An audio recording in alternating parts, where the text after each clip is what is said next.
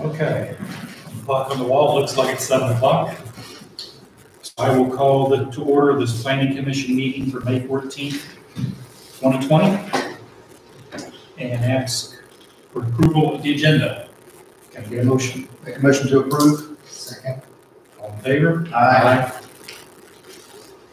Moving on, approval of minutes from February 13th, 2020, our last meeting. I made a motion. Motion to approve. Second. Any discussion? Any questions? Okay. All in favor? Aye. Motion carries.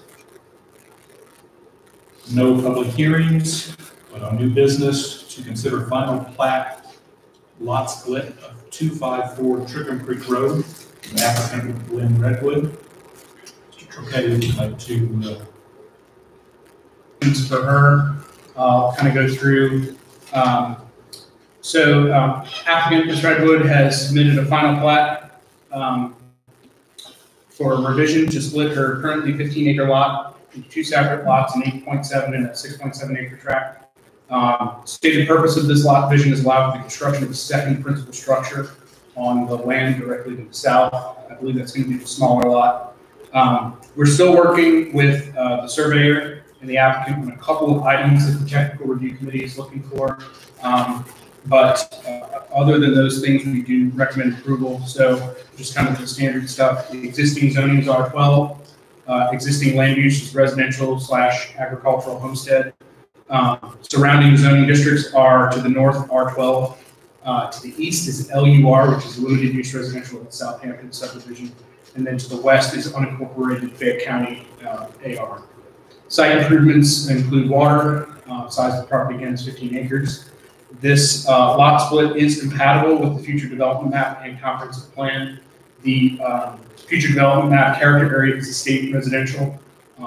It just maintains that there be at least a 1 acre lot minimum for that character area.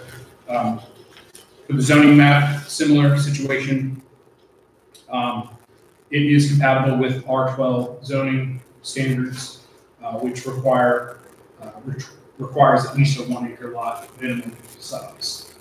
Ms. Redwood has a large, beautiful barn that she's got on that property. At the upper level is going to be finished, which will make it like another principal structure. So that's why we're putting her in technically a separate piece of property. She can speak more to that if you need more information. Staff recommends approval with the condition that TRC comments be resolved. Okay. Any questions? Any issues you'd like to move forward? Okay. So it's not a public hearing, so we can move right on forward. Move on to the next one? Okay, I'll take it. Unless you all have a motion, yeah. Motion. Do I have one? I motion to approve the okay. And that's with TRC items. Yes. Which issues? Yeah. A second. Okay, motion is second. Any further discussion? If not, all in favor? Aye. Any opposed? No. So motion carries. On to the next one. This is applicant Chris Langley, who's actually the surveyor for this property. Submitted a final plat to revise their property line for tracts 1 and 2 Man Road. The one address for the southern lot is 252 Man Road. The lot to the north doesn't actually have an official registered address, but it's considered lot 1 of this division. I think they were at one point in time in history one lot. The stated purpose of this lot division is to actually resolve a property owner conflict involving the placement of fence monuments crossing the property lines, and I'll pull that up here in a minute. We're still working with the applicant from technical review committee on a few outstanding items for this one as well. So we do recommend conditional approval pending the resolution of any outstanding TRC comments. I'll kind of pull up where this conflict is. So the property line comes to, this is Man Road right here, unpaved. And right here at this portion of the property, there is a fence with large structures like brick column. This column in particular was over the property line. The northern property owner is looking to sell the property, and they decided to, the resolution that they wanted to pursue for this was to just shift this property line, which used to come straight, shift it at this axis here so that it is incorporated into the southern property owner's property. That's the resolution they chose. This, that's kind of the overview of why they're doing this change. Do you have any questions about this? Again, the individual to the north, they're all in favor of this as well. That is correct. I have an application from both, I have applications signed from both property owners for this. We're the individuals to the north. Okay. So, sure, I mean, I would love for them to just tear it down for the past few months, but that has not apparently been an option. So, sure, this is the best option. That's where we are. Okay. And then I'll just kind of go back up to the staff report here real quick. Standard items on this one, both properties are zoned AR, used as residential agricultural homestead. To the north and south is AR. To the east is DR, which is duplex residential. That's Rivercrest. And to the west is unincorporated AR. The submission is compatible with both the comp plan and the zoning ordinance. The zoning ordinance AR requires at least a minimum 3 acre lot size. This doesn't affect that. And the comp plan character area is state residential, which and 1 acre lot homesteads. So, approved with conditions that the TRC comments be resolved. Okay. So any further questions, or can I have a motion? No question. Okay. I'll make a motion to approve the final plats for lot 1 and 2 off of Man Road with conditions. A motion, is there a second? All in favor? Aye. Aye. Motion carries. On staff comments. So I just want to give y'all a little bit of an update. Town Hall is coming along speedily. We're going to be in September apparently, and we're moving forward with everything. They're going to have the brick veneer on the property up pretty quickly. Building up pretty quickly, and we're going to finish out the tower. So it's going to come along pretty quickly. I did want to give you an update on some outstanding items, some stuff that we left off on pre-COVID. Mr. Goulis's text amendment for square footage revisions and the addition of assisted living.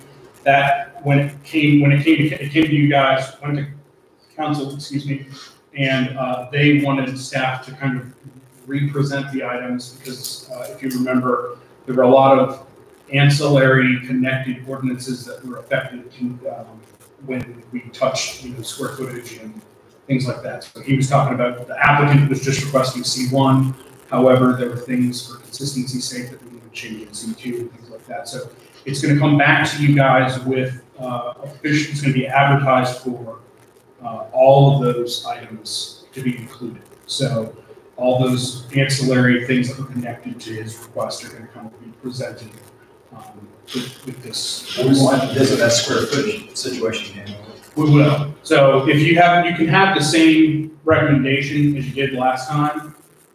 It's just that I had some staff recommendations that were not advertised. So because he said I want to change C1 square footage to 30,000 square foot footprint. And then one of my staff recommendations in that scenario was if we do it for C1, we should do it for the next high 2 intense zoning districts being C2. Council, I think, was in favor of that, but they wanted it to all be one seamless vote, so we didn't have to revisit items multiple times in that circumstance. So it's going to call them back to you guys with all of those other accoutrements advertised for. So that's that. I don't believe we're going to be having any public hearings though until after the governor's order expires in January, June, sorry. That's what, is it June 13th or 19th? Right. Yeah. It's so really until late June, maybe July is when we'll start having these public hearings again. So for his, that one's coming back up. We'll be looking at a comp plan revision. I know I had talked a little bit over the past about taking a look at the character areas that we have in town and whether or not the boundaries for those character areas are appropriate. So we're going to be taking a look at that. We'll be taking a look at architectural overlay requirements for the town center district. That was something that I've seen in there in the last CDAP project that we received. That was something that they had actually provided language for us for. And we already have this architectural overlay for downtown. But we're going to kind of maybe tweak that and see how you guys want to incorporate some of their suggestions into our current ordinance. We're also going to be taking a look at the parking ordinance for downtown as well, and the readoption of the zoning map. That's a big one. We actually were awarded a grant from the Atlanta Regional Commission. They are going to provide us with consultants, or at least their staff time and some of their expense to get us a totally digital interactive zoning map online. Because the current one that we have is not great. And it's also not really updated the way it should be. The zoning map really should be updated at a minimum annually. Ours is about 5 years old. So it was created in AutoCAD. Now they are supposed to be created in GIS, which we'll be doing. And it's going to be something that I'll be able to modify on an annual, at least multiple times a year basis. And then after we have rezonings, or after we have a couple of rezonings, we'll re-adopt this zoning map. It'll become a part of our routine, as it should have been. So we'll probably re-adopt it twice a year. So that's what's coming up. If y'all have any questions for me. Okay. I'll tell you, when we start addressing downtown and getting the architectural stuff, I've been going through Smyrna, downtown Smyrna, going up there to the job site. It's worth a road trip. Yeah. What they've done downtown, you're in downtown, they got brick sidewalks, they've got really nice light posts. As soon as you get in the downtown district, everything is. And they have a nice sidewalk. It's not really a sidewalk, it's almost like a car path that's designed for runners and bikers, and it's it would be really cool for Tyrone to look at something like that. We're most certainly investigating something like that. We actually applied for ARC's biggest grant, that Livable Centers Initiative grant. We applied for a downtown master plan, a streetscape master plan for that. And we'll probably hear back from them soon on whether or not we get those funds. But that would be for that particular type of project exclusively. And it would also open us up to the ability to get grant funding for those projects. I know that the city of Canton has done a really excellent job with their downtown. They've done something very similar. Alpharetta is a different animal, but they've done some pretty significant stuff up there as well. But just kind of reinvesting in their downtown core. Yeah, they're and with Smyrna, they're dealing with railroad as well. One side of the road of Atlanta Highway, and done a really good job. Yeah. So, a lot of communities are looking for good ideas, but we're definitely going to be pursuing something like that. Have you heard anything further of the Dogwood Trail? I've seen a couple of target for drone pictures on Facebook. You want me to address that? I talked to the contractor 2 days ago. And I said, dude, I am really getting tired of going all the way around. And he said, AGL is going to come back and move a line. That's really going to be, that's the issue. Because they've got everything in place ready to roll, and he could be done, I think he said, might move that line. Once they get that line, they can finish. But they're about done. So that's a definite. In the June this year. Oh, that's. He would like to get paid, so yeah.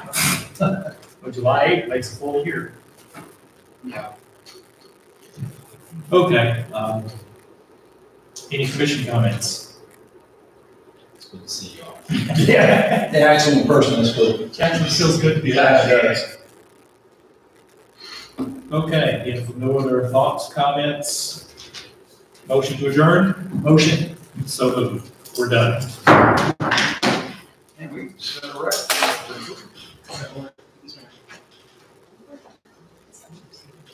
So